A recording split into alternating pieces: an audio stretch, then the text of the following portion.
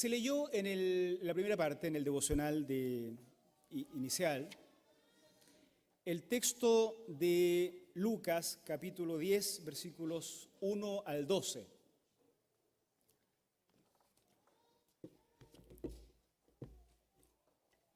Quisiera usarlo como base para reflexionar sobre esto de ser un enviado bien mandado. Había un antiguo canto que es tan antiguo que yo sé que revela algo de mi antigüedad también, entonces uno no sabe si decir o no decir estas cosas, ¿no? Yo soy un chico muy bien mandado, donde me mandan gustoso voy, etcétera. No sigo con eso. Ser un chico bien mandado, que es una palabra que no se usa, es una palabra un poco antigua, escrita así, toda junta, ¿no? Es ser uno de esos mandados al que le mandan a hacer algo y lo hace bien. Este chico es bien mandado, le mandan a hacer algo y lo hace bien. Lo hace, no es remolón, lo hace y lo hace bien. Este es un enviado bien mandado. Y nos cantaban la canción seguramente para convencernos de que nosotros teníamos que ser bien mandados. No siempre resultó, pero lo intentaron, ¿no? El texto de Lucas nos habla de un grupo de enviados y de enviados a los que se les da o se les atribuye ciertas características para que sean enviados bien mandados, que hagan la tarea para la cual fueron enviados y que la hagan bien. No solo hacerla, sino hacerla bien. El enviado bien mandado. El texto ya se leyó y quisiera que vayamos de alguna forma pensando en diferentes segmentos de este párrafo que voy a ir leyendo, de este texto que voy a ir leyendo, y vayamos pensando en esto. Lo que normalmente se predica o se enseña o uno escucha del texto de Lucas 10, del 1 al 12, que habla de la misión de los 70, así uno la conoció este fragmento, lo que normalmente se resalta de acá es una suerte de maldición que hay en el versículo 12.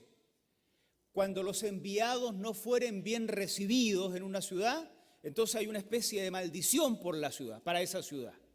Y a veces uno como que de todo el relato se queda con eso. El texto dice, yo les digo que en aquel día será más tolerable el castigo para Sodoma que para aquella ciudad. Es un texto terrible, pero por alguna razón uno tiende como a quedarse con lo terrible y no con lo otro, con lo no tan terrible, con lo bonito de los textos. Quisiera yo invitarlos hoy día a hacer foco, no en la maldición del versículo 12, sino en las características del enviado, para que este enviado sea bien mandado. Una primera característica que surge en los primeros 6 versículos de este texto de Lucas 10, del 1 al 12, es que los enviados no deben perder de vista su propósito. ¿Para qué son enviados? Y el hecho de que son enviados. Dice así, después de estas cosas, designó el Señor también a otros 70, a quienes envió de 2 en 2 delante de él a toda ciudad y lugar donde él había de ir. Y les decía, la mies, a la verdad, es mucha, mas los obreros, pocos. Por tanto, rogad al Señor de la mies que envíe obreros a su mies.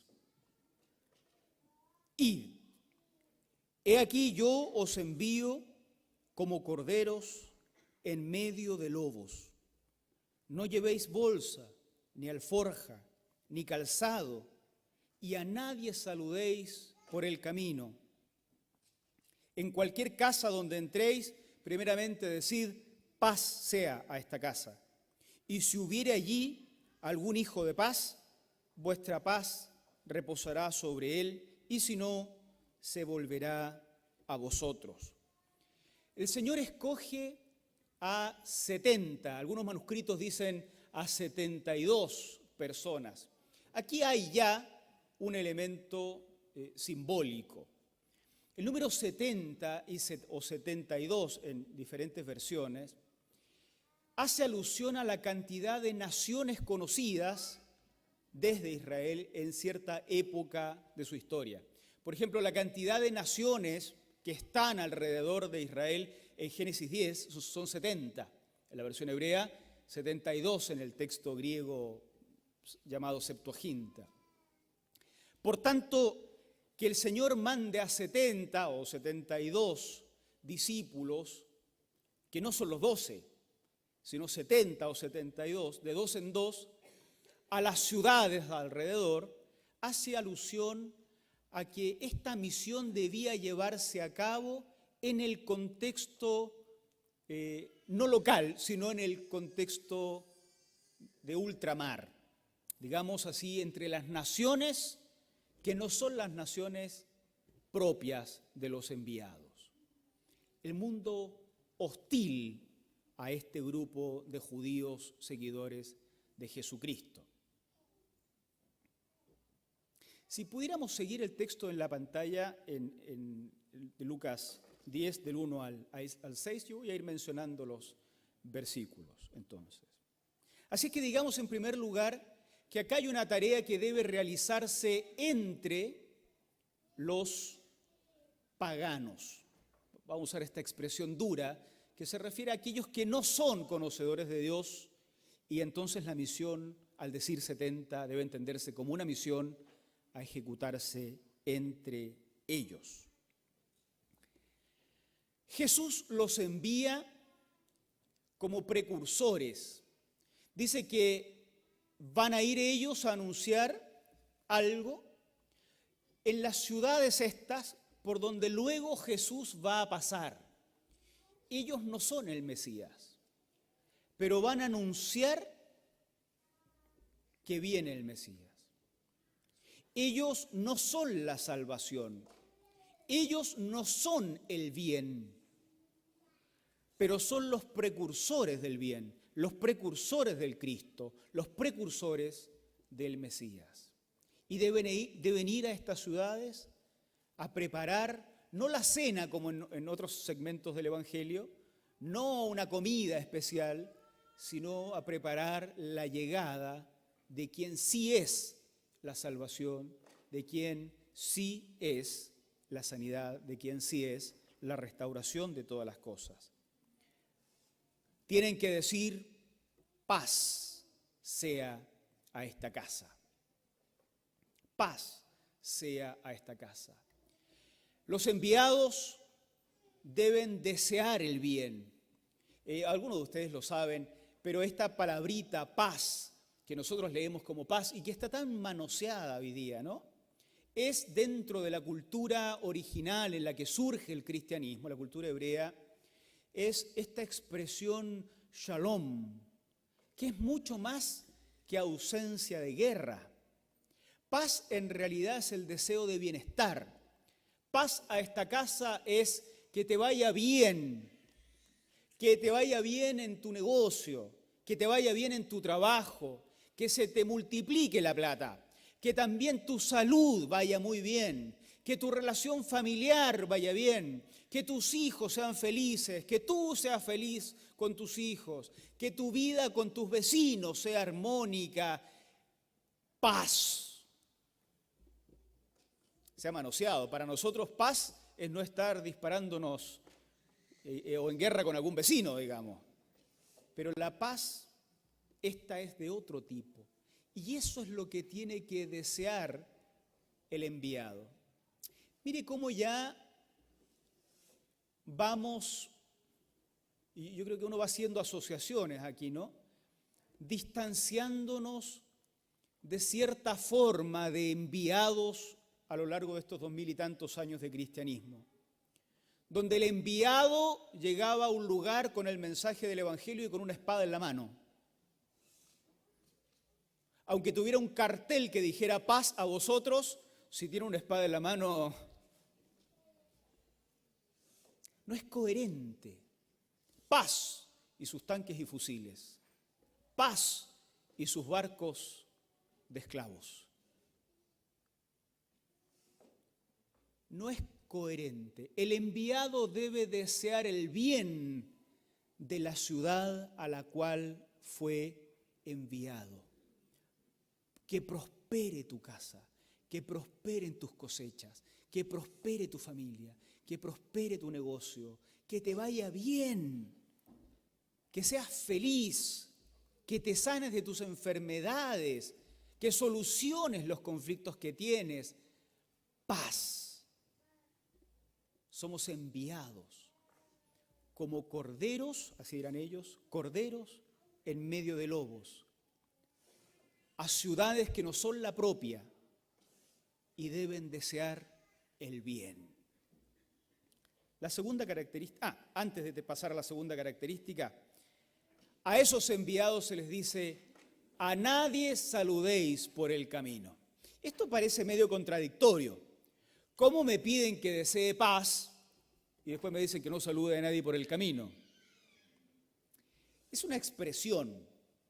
Saludar por el camino, encontrarse con alguien en esta cultura semita, podía significar desviar el viaje y diferirlo hasta por semanas. ¿Se acuerdan cuando los caminantes a Emaús, se acuerdan en Lucas también, cuando se encuentran con un desconocido que resultó ser Jesús y se lo encuentran en el camino, ¿se acuerdan que se lo llevan a la casa? Se lo llevan a la casa, le dan de comer, le dicen: oye, quédate porque se hace tarde, bien pudiera ser que al día siguiente se les pase de nuevo. La idea esta de a nadie saluden por el camino tiene que ver con no se distraigan de la misión. No es que no saludemos a nadie por el camino, ¿no? Claro, cuando uno tiene que cambiar anteojos, uno se empieza a dar cuenta que tiene que cambiar anteojos cuando pasa la gente al lado y uno no los ve. También uno se da cuenta que anda muy distraído cuando pasa alguien al lado y uno no lo saluda. Dice: uy, no lo vi. Sospeché que alguien me miró, pero no sé quién era. Bueno, a uno le pasan esas cosas. No es eso, no es simplemente no saludar en el camino. Es no desviarse de la misión que se nos ha encomendado, de ir a las ciudades y tomar esta actitud de desear el bien, a estas personas. La segunda característica es que los enviados viven en esta ciudad a la cual son enviados, integrados, haciendo el bien y cumpliendo su encargo. Verso 7 en adelante. Y posad en aquella misma casa, comiendo y bebiendo lo que os den, porque el obrero es digno de su salario. No os paséis de casa en casa. En cualquier ciudad donde entréis y os reciban, comed lo que os pongan delante, y sanen a los enfermos que en ella haya, y digan o decidles: se ha acercado a vosotros el reino de Dios. En esta ciudad, donde van a entrar como corderos en medio de lobos, van a entrar en alguna casa y van a desear que a la casa le vaya bien en todo. Van a desear el bien. Pero no solo lo van a desear, van a hacer el bien. Si se les cruzan los enfermos, sanen a los enfermos. Hagan el bien en esta ciudad donde van como corderos en medio de lobos. Pero vivan en la ciudad. Coman lo que les pongan delante. Beban y hagan el bien. No pequen de falsa humildad. No, soy un enviado de Dios, por lo tanto la comida me contamina. No, coman y beban lo que tengan que comer y lo que tengan que beber, haciendo el bien.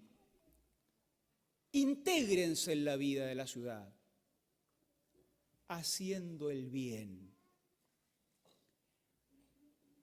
Y no se olviden de decir: el reino de Dios se ha acercado. Ese es el mensaje que los enviados deben anunciar a las ciudades donde son enviados. Pero es un discurso que tiene que ir acompañado de un tipo específico de acción. El reino de los cielos se ha acercado, solo tiene sentido en la boca de quien está haciendo el bien y está integrado en su entorno. Por eso el vecino canuto, perdónenme la expresión, pero acá los chilenos conocen, canuto es el evangélico tradicional. Somos los evangélicos tradicionales, ¿no? El vecino canuto que no saluda a nadie en la cuadra, no le creen cuando dice que el reino de los cielos se ha acercado. El vecino canuto que se lleva mal con todo el mundo en el barrio, nadie le cree cuando dice, tengo una buena noticia para ustedes. Los vecinos dicen, debe ser una mala, porque si la dice este, debe ser mala. Fijo que es mala. ¿Qué es esto del reino? ¿Qué es esto del reino que se ha acercado? Palabras misteriosas de la Biblia. No pretendo yo resolverlo, pero quiero darles alguna pista para que sigamos en esta búsqueda personal de abrir esta metáfora del reino de Dios.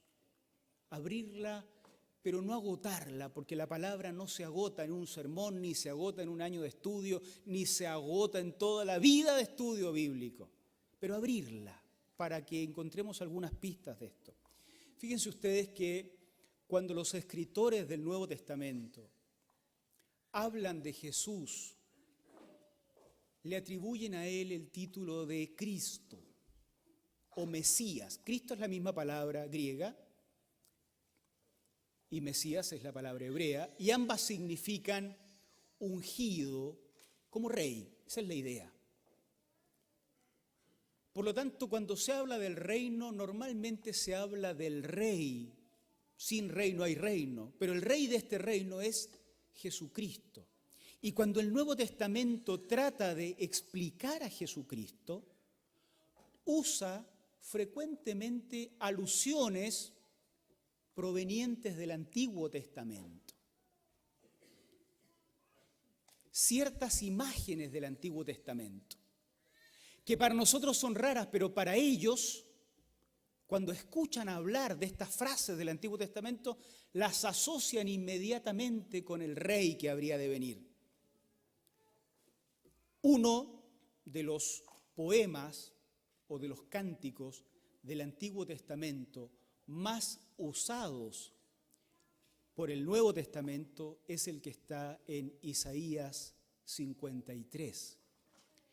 Las frases, los versos de Isaías 53 aparecen desperdigados por todo el Nuevo Testamento, con lo cual se hace una alusión a Jesús como el Mesías. Si leemos el Isaías 53, nos vamos a dar cuenta de qué tipo de reino es este que el enviado tiene que anunciar. Quiero leerlo in extenso para que hagamos una idea de cómo es el reino que el enviado tiene que anunciar. Isaías 53 es un poema. ¿Quién ha creído a nuestro anuncio? ¿Sobre quién se ha manifestado el brazo de Jehová? Subirá cual renuevo delante de él y como raíz de tierra seca. No hay parecer en él, ni hermosura. Le veremos, mas sin atractivo para que le deseemos. Despreciado y desechado entre los hombres, varón de dolores, experimentado en quebranto. Está describiendo a un rey, ¿eh? Y como que escondimos de él el rostro, fue menospreciado y no lo estimamos. Ciertamente llevó él nuestras enfermedades, sufrió nuestros dolores.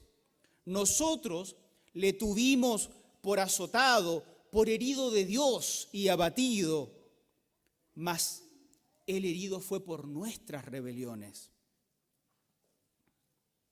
molido por nuestros pecados. El castigo de nuestra paz fue sobre él y por su llaga fuimos nosotros curados.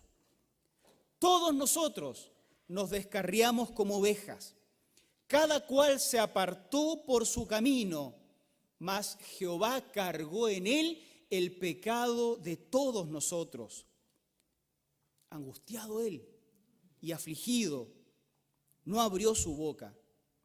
Como cordero fue llevado al matadero, y como oveja delante de los trasquiladores, enmudeció y no abrió su boca. Por cárcel y por juicio fue quitado, y su generación, ¿quién la contará? Porque fue cortado de la tierra de los vivientes, y por la rebelión de mi pueblo fue herido. Y se dispuso con los impíos su sepultura, mas con los ricos fue en su muerte, aunque nunca hizo maldad, ni hubo engaño en su boca. Con todo esto Jehová quiso quebrantarlo, sujetándole a padecimiento. Cuando haya puesto su vida en expiación por el pecado, verá linaje, vivirá por largos días, y la voluntad de Jehová será en su mano prosperada. Verá el fruto de la aflicción de su alma, y quedará satisfecho. Por su conocimiento justificará mi siervo justo a muchos, y llevará las iniquidades de ellos. Por tanto, yo le daré parte con los grandes, y con los fuertes repartirá despojos, por cuanto derramó su vida hasta la muerte, y fue contado con los pecadores, habiendo él llevado el pecado de muchos y orado por los transgresores. Cuando los enviados son llamados a decir, el reino se ha acercado, el tipo de reino que tienen en mente y el tipo de rey que tienen en mente es este. El que carga en su cuerpo el pecado del mundo. El que carga en sus llagas las llagas de todos. El que se hace responsable por el pecado de todos nosotros, ovejas descarriadas, que cada uno se apartó por su camino. Por eso no es concordante que en la boca el enviado diga, el reino se ha acercado, y en la mano cargue una espada. Por eso se requiere que el que vaya a abrir la boca para decir el reino se ha acercado, la abra también para decir te deseo la paz. Y se tome el tiempo de hacer el bien, porque si no desea la paz y no hace el bien, el reino que anuncia no es el reino del Mesías, será el reino del emperador romano, cuya paz se instala a sangre y fuego, pero no el reino del Mesías, que da una paz a costa de su propia sangre y da la salud a costa de su propia herida y da la salvación al precio de su propia muerte. No hay concordancia alguna entre los enviados que van a una ciudad con un mensaje de destrucción y condenación, que van a contarle al mundo lo perdido que están para dejarlos sin posibilidad de salvación, que van a apuntar con el dedo a los vecinos pecadores como si él mismo no fuera oveja descarriada que necesitó del pastor Jesucristo que muriera y cargara en sus hombros el pecado. No hay concordancia alguna entre ese enviado y este mensaje.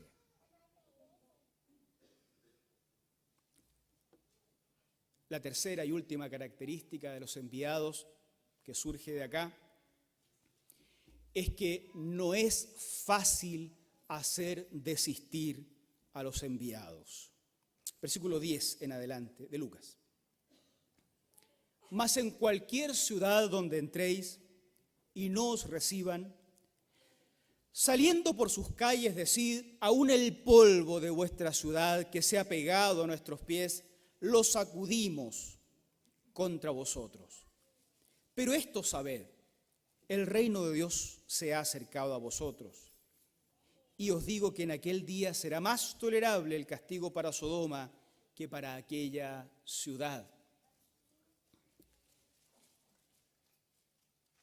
pudiera darse el caso de que el enviado desee la paz, declare su deseo de paz abiertamente. Pudiera darse el caso de que el enviado haga el bien.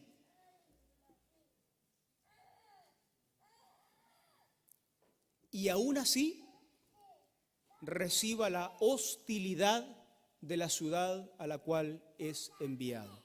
Esto ya le pasó a Jesús. Cuando ese caso se dé, el enviado tendrá una característica distintiva. Será capaz de separar las aguas y decir: no me hago responsable de la actitud que están tomando ustedes, y aún el polvo de esta ciudad me lo saco de encima. Lo que para mí tiene una doble lectura que les propongo. Porque no me llevo de esta ciudad el polvo, y tampoco me llevo la riqueza, y tampoco me llevo la fama, y tampoco me llevo los pitutos ni los contactos. No he negociado la salvación como para que frente al rechazo del Evangelio todavía me quede con algo de ganancia. Todo, quédense con todo, quédense con todo. Tenía un mensaje, no una negociación con la ciudad. Quédense con todo. No queremos la fama de la ciudad. No queremos el prestigio de la ciudad, no queremos la riqueza de la ciudad, no queremos los puestos senatoriales ni de diputado, ni del Congreso, ni de nada que pueda ofrecer la ciudad, porque tenemos un mensaje que no se negocia y no se permuta por este tipo de ganancias. Quédense con todo, con el polvo, pero también con las riquezas. Pero el enviado, mientras se va retirando, mira para atrás, versículo 12, y dice: una cosita más. El reino se ha acercado igual nomás a vosotros. No es fácil hacer que el enviado verdadero deje de comunicar su mensaje. Lo va a comunicar cuando desee el bien, lo va a comunicar mientras hace el bien, y cuando le están echando a patadas, se va a dar vuelta y va a decir: igual nomás el reino se ha acercado a vosotros.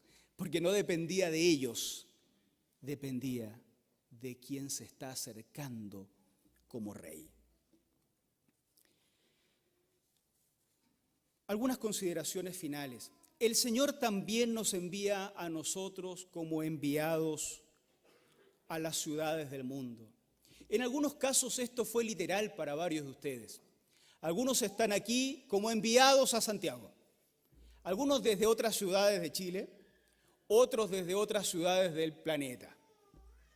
Y están aquí algunos de otras comunas, algunos desde una comuna pequeña de Santiago, y recibiendo la comisión de ser luz a toda esta monstruosa ciudad de Santiago, que cada día es más grande. Nosotros somos hoy los que reciben el encargo. Nosotros somos los 70 o los 72. Nosotros somos. A nosotros se nos manda, de 2 en 2 es un decir, los 70 también es un decir. Hace alusión a todas las ciudades del mundo. Nosotros somos enviados. Por lo tanto, primero, no debemos olvidar nuestro propósito. A pesar de no ser del mundo, fuimos dejados en el mundo como enviados, como ovejas en medio de lobos, como obreros y obreras donde la labor es mucha y escasean los que quieran hacerla. Pero hay muchos amigos en el camino con los que nos encontramos. No saluden a nadie por el camino, en el sentido bíblico. No nos extraviemos de la misión. Hay que hacer familia, hay que estudiar, tenemos que llevar adelante nuestra tarea, sacar adelante las carreras, ser excelentes ciudadanos, ser los mejores donde estudiamos, donde trabajamos, en lo que hacemos. Cuando limpiamos los autos, ser el mejor limpiador, el mejor barrendero, la mejor secretaria, el mejor investigador, el cientista social más agudo y crítico del sistema, el que dirige las marchas más espectaculares de la ciudad. Si vamos a hacer algo hay que hacerlo bien. Pero que no nos extraviemos del propósito con el cual fuimos dejados, porque fuimos enviados a la ciudad con un propósito, un mensajito que tiene un mundo detrás. El reino se ha acercado a vosotros, que no es un mensaje cualquiera. De este mensaje depende la restauración de familias destruidas hasta lo profundo, la salvación de almas eternas. Del mensaje de la cercanía del Cristo con la ciudad depende la luz de la vida en los hogares que hoy viven en tinieblas. No es cualquier cosa. Si alguno está entretenido en cosas pasajeras, hay que despertar. No saludar por el camino no es ser un descortés, es un llamado a no desviarse porque hay una misión que cumplir.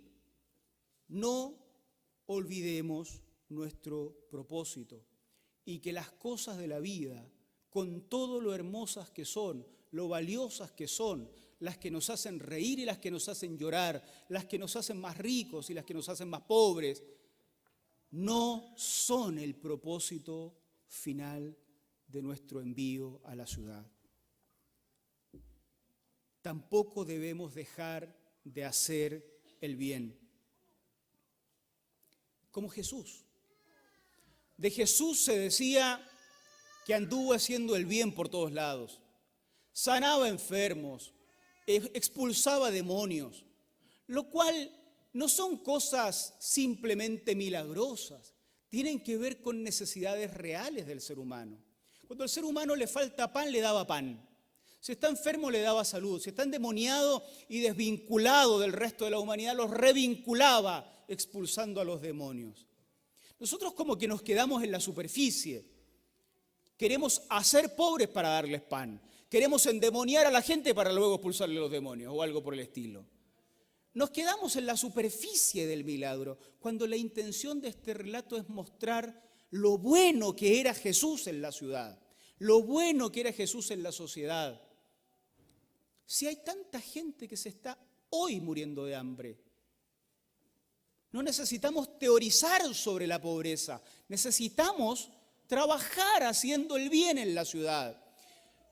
A veces me pongo a pensar quiénes son los endemoniados de hoy. Alguna vez lo hablamos acá en un sermón el año pasado. ¿Quiénes son los que hoy viven desvinculados de la vida humana? Esas personas con las cuales nosotros, hombres y mujeres de bien, no nos vinculamos, porque son como endemoniados que están viviendo en los sepulcros de nuestras ciudades. Jesús iría por ellos. Y cuando están atados con cadenas, sucios y hediondos, rechazados por sus pares, Jesús los traería de vuelta y los haría comer con sus familias. Como el gadareno, ¿se acuerdan? Los endemoniados de hoy no son simplemente los que convulsionan producto de crisis psicológicas muchas veces en los templos evangélicos. Los endemoniados de hoy viven al margen del sistema, lejos incluso de los evangélicos y de los católicos y de los cristianos que vivimos vidas de bien. No nos cansemos de hacer el bien, porque si no hacemos el bien, esa palabra que salga de nuestra boca que dice el reino se ha acercado, no tendrá el más mínimo sentido. Será otro reino. El reino del César, el reino del imperio, un reino de este mundo que entrega paz a sangre y fuego, que entrega bienestar, marginando a los sectores sociales que no caben dentro del sistema. pero no será que se ha acercado el reino de Dios. No nos cansemos de hacer el bien, porque entonces dejaríamos de ser enviados legítimos. Finalmente, que el rechazo no anule nuestro discurso. A pesar de desear el bien y a pesar de hacer el bien, todavía está la posibilidad de que la sociedad nos rechace. Cuando uno se pregunta por Jesús y dice, si hacía el bien, ¿por qué lo mataron? Cuando el escritor del Nuevo Testamento se acuerda de los profetas, dice mirando hacia atrás, el mundo no era digno de ellos y los mataron. Siempre está la posibilidad de que haciendo el bien te hostilicen, te rechacen. Yo voy a decirlo un poco al revés. Precisamente por hacer el bien, pudiera ser que nos ganemos no un diploma de buen ciudadano, sino el rechazo de la ciudad. Cuando eso pase, no nos olvidemos de que el mensaje no cambia un ápice. El reino se ha acercado. Lo que pasa es que somos ovejas descarriadas, como dice el poema de Isaías. Nosotros somos, la ciudad está llena.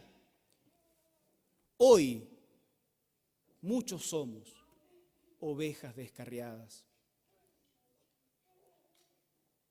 Cada uno apartándose por su propio camino, cada uno abandonando al pastor de los pastores, Jesucristo. Ovejas descarriadas, cada uno por su propio camino. Si hay algo que toda oveja descarriada tiene que saber, también los que estamos aquí, descarriados como ovejas, apartados por nuestros caminos, lejos del Señor, tal vez hasta obligados aquí. Si hay algo que toda oveja descarriada debe saber, queridos, queridas, no es que hay un juicio eterno que les va a partir la cabeza. Lo que tienen que saber es que el Señor, Dios, cargó en Jesús tus pecados. No hay aquí una negociación, no hay una permuta, no es tu buen comportamiento a cambio de la salvación. Tu pecado en el que hoy estás, nuestro pecado en el que hoy estamos por ser ovejas descarriadas, fue cargado en Jesús, quien fue como oveja silenciosa al matadero. Ese es el anuncio del reino que se ha acercado. ¿Lo rechacemos o no lo rechacemos? Ese reino está hoy cerca de nuestros hogares. Ese reino está hoy cerca de nuestras familias. Ese reino está hoy ahí, a las puertas de nuestra casa. ¿Qué vamos a hacer como ovejas? Basta de ir en dirección contraria, pues. Basta de caminar en la dirección opuesta. Basta de ir por nuestros propios caminos. Recibamos la gracia del Señor anunciada en este mensaje potente, que el reino del Señor, ¿de qué Señor? De del que está anunciado en Isaías, se ha acercado, y volvamos a ser ovejas del redil del Señor. Tomemos las decisiones correctas. Tomemos las decisiones correctas. No es bueno seguir siendo oveja descarriada, pero tampoco es necesario. Si alguien pensaba que es demasiado pecador para recibir la gracia de Dios, recuerde que el reino se ha acercado significa que Jehová cargó en Jesús el pecado de todos nosotros. Aprendamos a abrazarnos de ese regalo y que la gracia de Dios que fluye de su misericordia, de su propio corazón, transforme nuestras vidas para vivir en consonancia con esa gracia recibida. Pero no rechacemos la gracia pensando que esto es una permuta, que Dios espera que yo sea bueno para recibirme en su redil. No es así. Porque yo soy malo, cargó mi pecado sobre Jesús. Esa es la gracia del Señor. Y ese es el reino que tenemos que anunciar. Que Dios nos bendiga. Oremos al Señor y terminemos cantando a Dios. Pónganse ustedes de pie, por favor.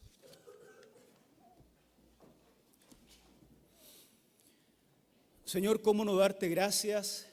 Porque el reino se ha acercado. No es un reino para temer, no es un reino que nos destruye, no es un reino que nos segrega por pecadores, no es el reino que nos hace inhumanos viviendo en los sepulcros.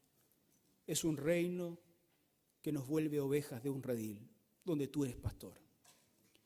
Hoy nosotros, las ovejas descarriadas de este redil, estamos acá para rogar humildemente ser recibidos de vuelta, Señor. Tú conoces los corazones de todos los que estamos acá, las luchas, los conflictos que cada uno está viviendo. Pero también conoces lo que está pasando con nuestra ciudad, la mies, la labor que es mucha y los enviados que escasean. Queremos rogarte, Señor, que nos ayudes a valorar para nosotros y para otros lo que significa que el Mesías está entre nosotros caminando.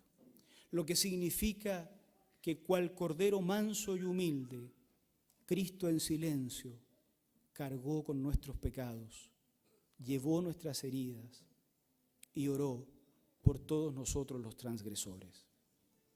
Te damos gracias y te rogamos que la obra gloriosa del Espíritu Santo opere en nosotros para que nuestras familias, nuestros seres cercanos, los vecinos, la ciudad vea la transformación que vas haciendo en nosotros día a día. Abrimos el corazón para que lo llenes de tu presencia, Señor. Te damos gracias y te damos gloria en el nombre de Cristo Jesús, nuestro Señor. Amén. Amén.